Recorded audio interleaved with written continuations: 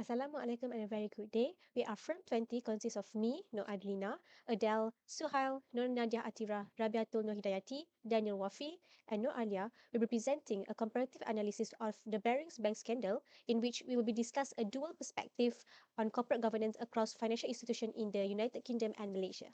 What is corporate governance? Corporate governance is not a single concept, rather, it may be seen from several angles. According to our mind, corporate governance is a system of rules, practices, and processes by which a company is directed and controlled. It involves balancing of interest of various stakeholders, such as shareholders, management, customers, financiers, the government, and even the community itself. Globally, corporate governance aims to ensure transparency, accountability, and ethical decision making within organizations. Corporate governance is crucial for financial institutions to maintain stability, trust, and safeguard the interests of the stakeholders. In these institutions, effective governance helps ensure sound risk management, ethical conduct, and compliance with regulations.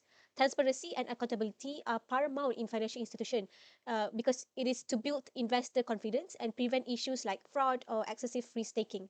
For historical context and overview, Francis Baring is the person who founded and established Barings Bank back in 1762. Barings was England's oldest merchant bank where it played a pivotal role in financing significant historical events. It also stood as a global financial institution. In 1992, Lassen was designated as the manager of the new operation in future markets, which is the CIMEX. This position granted him authority over both the trading floor and transaction settlement operation, which provide him unusual level of autonomy and the ability to conceal troubling news from the Home Office. Lesson had generated substantial profit, and his lucrative return delighted his superiors back in London. Subsequently, events leading to the scandal, Lesson started facing losses which he concealed them in notorious error account. He persisted in taking greater risk where he attempted to make a bigger bet. By the end of 1994, the error account recorded losses amounting to £208 million. Lesson started placing substantial bets on Nikkei futures. Then an earthquake happened, caused the Nikkei to plummet, leading to Lesson's losses surging to £827 million. The losses exceeded the entire capital and reserve fund of the bank. He was arrested in Frankfurt Airport while attempting to return to London. Resisting extradition to Singapore for a period of 9 months, he was eventually returned, tried, and found guilty. He was sentenced to 6 years in prison and served more than 4 years. Relating to our paper, the Barings Bank scandal revealed a breakdown in corporate governance as key elements, such as the board of directors and risk management processes, failed to prevent unauthorized trading and substantial financial losses. The absence of effective checks and balance allowed Leeson to take unchecked risks, ultimately leading to the said event. This event triggered a paradigm shift in the financial industries, prompting increased emphasis on corporate governance reforms globally, such as enforcing stronger requirements to guarantee effective risk management, internal controls, and ethical conduct inside financial institutions to safeguard against similar incidents. Next, we will discuss about the introduction of corporate governance in United Kingdom. In UK, it employs an outsider-dominated corporate governance system where the external investors or shareholders collectively own company equity. In this structure, the firm are managed by the director but primarily owned by the external shareholder or investor that maybe can lead to potential agency problem and susceptibility to hostile takeover for management discipline.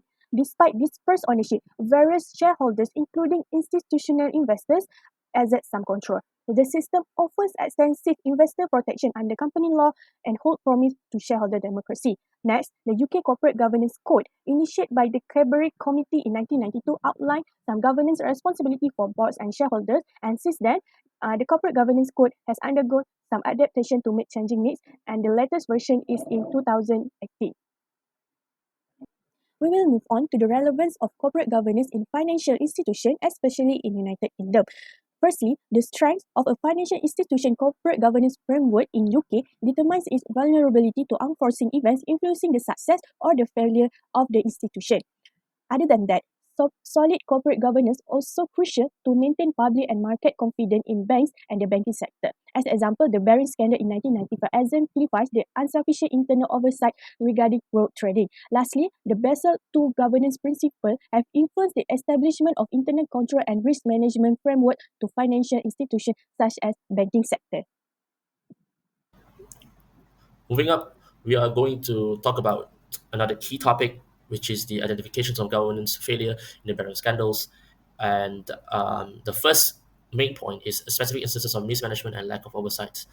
As we all know, based on the writing itself, complex derivative instruments makes supervisions really challenging, make it hard for top-level oversight to easily identify its problems. The bearing managerial failures highlights the critical role of self-policing in complex financial markets. The intricacy of products like derivative enables one trader with excessive power and inadequate oversight to harm any financial institutions and even a reputable and seemingly stable one like Barings. The issue mostly arose from poor management controls in the firms, not from inherent problems with derivative. Bearing internal controls weaknesses went unnoticed by auditors and supervising authorities.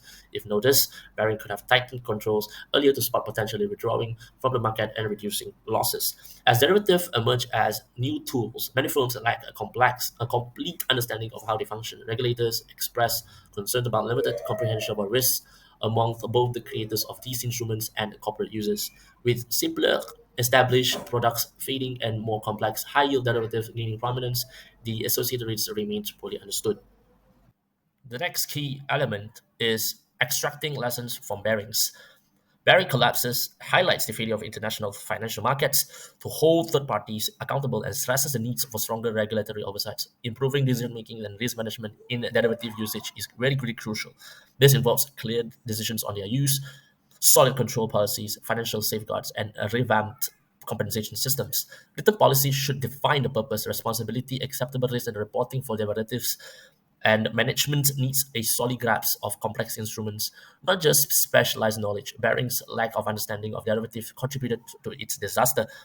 Considering compensation by moving from commission-based to salary price bonuses, systems tied to responsible risk-taking is advised. This shift can discourage a reckless trading culture of fostering more responsible practices, especially in the financial institutions.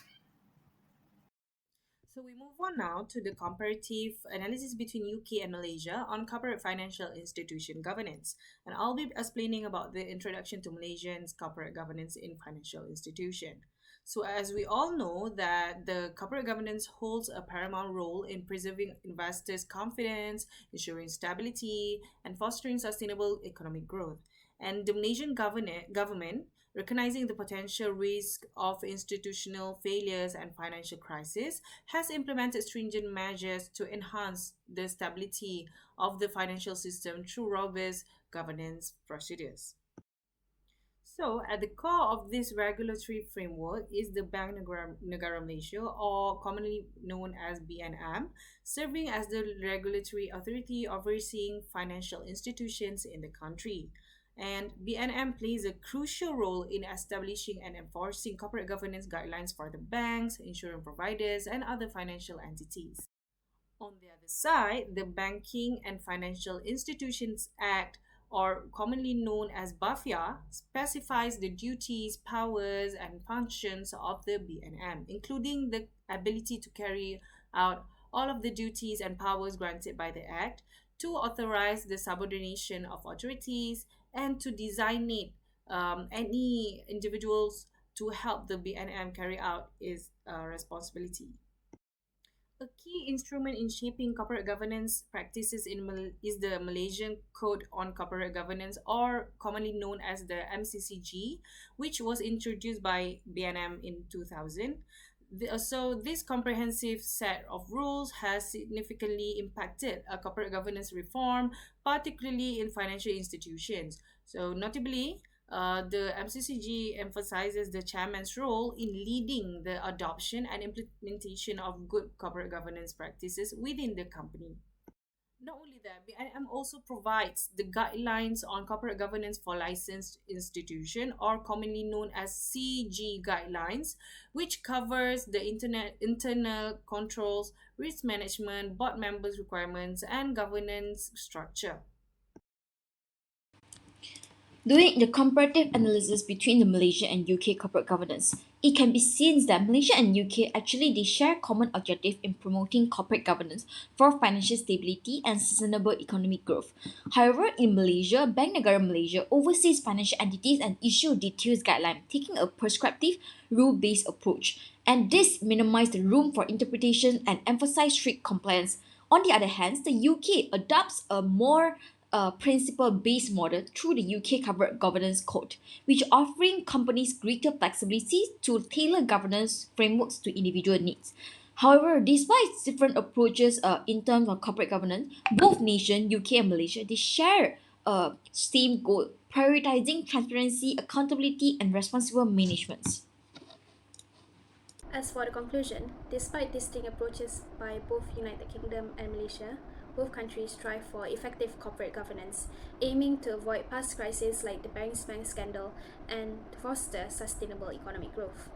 The key findings of this paper are: in the UK, the governance landscape is based on a set of principles as outlined in the UK Corporate Governance Code, and this allows companies to have the flexibility to customize governance practices based on their specific situations while still following fundamental principles. And this emphasizes the transparency, accountability, and also responsible management. And for the UK, the BARINGS Bank scandal prompted changes, resulting in stronger rules and guidelines for financial institutions to better manage risks and also internal controls.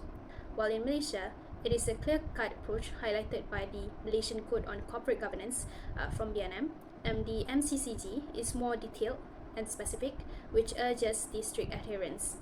And the guidelines outlined in BNM, including the guidelines on corporate governance for licensed institution, contribute for the establishment of efficient governance structures within financial institution.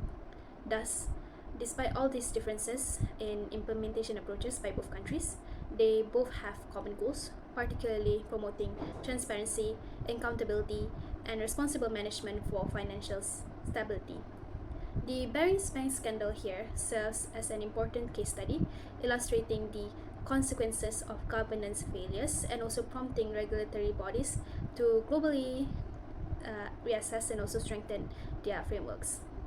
Moving forward, UK and Malaysia can benefit from a collaborative approach involving increased knowledge sharing on successful governance practices.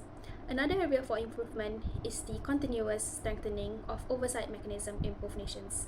This includes regular assessment, audits, proactive measures to ensure the timely detection and also the prevention of governance failures. All in all, by examining the BARINGS Bank case and Malaysia United Kingdom's current approaches, this analysis paves the way for both countries to further strengthen their corporate governance system. Both countries here, which is United Kingdom and also Malaysia, share a commitment to uphold the principles of transparency, accountability, and also responsible management in the ever-changing financial environment.